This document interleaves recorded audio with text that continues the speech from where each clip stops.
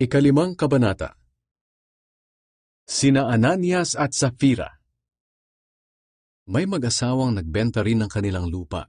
Ang pangalan ng lalaki ay Ananias, at ang babae naman ay Safira. Pero binawasan ni Ananias ang pinagbilhan ng kanilang lupa, at pumayag naman ang kanyang asawa. Pagkatapos, ibinigay niya ang natirang pera sa mga apostol, at sinabi niyang iyon ang buong halaga ng lupa. Agad namang nagtanong si Pedro, Ananias, bakit ka nagpalinlang kay Satanas? Nagsisinungaling ka sa banal na espiritu dahil binawasan mo ang pinagbilhan ng lupa ninyo. Hindi ba't ikaw ang may-ari ng lupang iyon bago mo ibinenta? At nang maibenta na, hindi ba't nasa iyo ang pagpapasya kung ano ang gagawin mo sa pera? Bakit mo pa nagawa ang ganito? Nagsinungaling ka hindi lang sa tao, kundi lalong-lalo na sa Diyos. Pagkarinig noon ni Ananias, natumbas siya at namatay. Agad naman siyang nilapitan ng mga binata at binalot ang kaniyang bangkay. Pagkatapos, dinala nila siya palabas at inilibing. At ang lahat ng nakarinig sa pangyayaring iyon ay lubhang natakot. Pagkaraan ng mga 3 oras, pumasok ang asawa ni Ananias. Wala siyang kamalay-malay sa nangyari sa kaniyang asawa. Tinanong siya ni Pedro, sabihin mo sa akin ang totoo. Ito lang ba ang pinagbilhan ng inyong lupa? Sumagot si Safira, oo, iyan nga ang buong halaga. Kaya sinabi ni Pedro sa kanya, bakit nagkaisa kayong mag-asawa na subukan ng Espiritu ng Panginoon?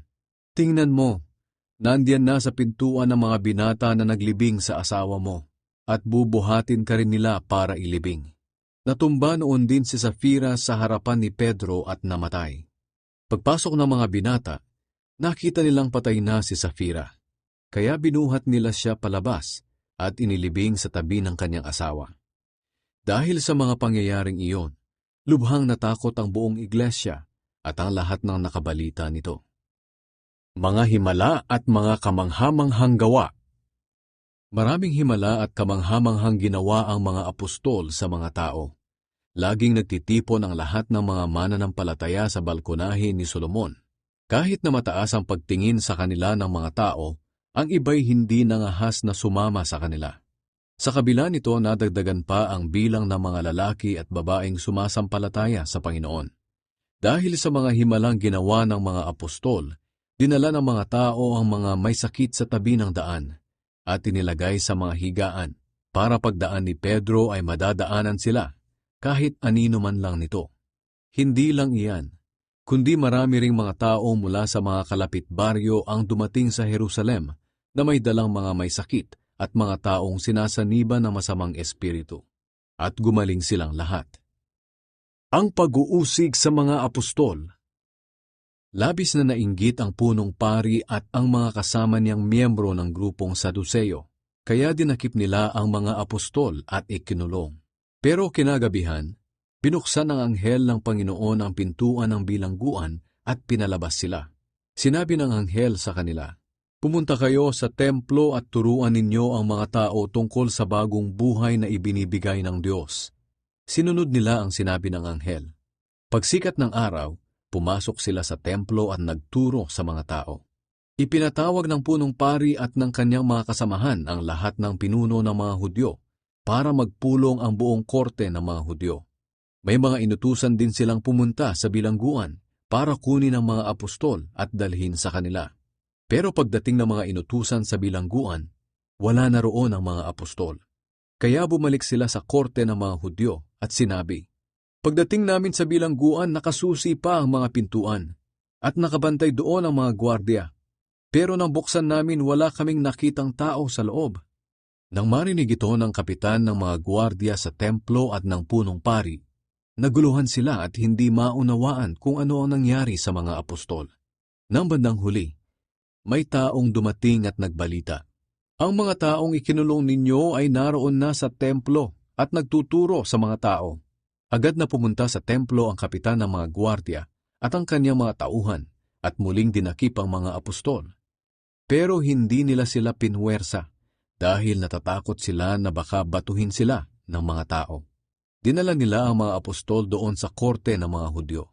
Sinabi ng punong pari sa kanila, hindi ba't pinagbawalan na namin kayong mangaral tungkol kay Jesus? Pero tingnan ninyo ang inyong ginawa. Kumalat na ang inyong aral sa buong Jerusalem, at kami pa ang pinagbibintangan ninyong pumatay sa kanya? Sumagot si Pedro at ang kanyang mga kasama. Ang Diyos ang dapat naming sundin, at hindi ang tao. Pinatay ninyo si Jesus sa pamamagitan ng pagpako sa kanya sa krus, ngunit binuhay siyang muli ng Diyos, ang Diyos na sinasamba ng ating mga ninuno. Itinaas ng Diyos si Jesus, at naroon na siya sa kanyang kanan bilang pinuno at tagapagligtas, para tayong mga Hudyo ay mabigyan ng pagkakataon na magsisi, at sa gayoy mapatawad ang ating mga kasalanan. Nagpapatunay kami na ang lahat ng ito ay totoo, at ganoon din ang banal na Espiritu na ibinigay ng Diyos sa lahat ng sumusunod sa Kanya. Nang marinig ito ng mga miyembro ng korte, galit na galit sila at gusto nilang patayin ang mga apostol. Pero tumayo ang kanilang kasamang si Gamaliel. Isa siyang pariseyo at tagapagturo ng kautusan, at iginagalang ng lahat. Nag-utos siya na palabasin muna ang mga apostol.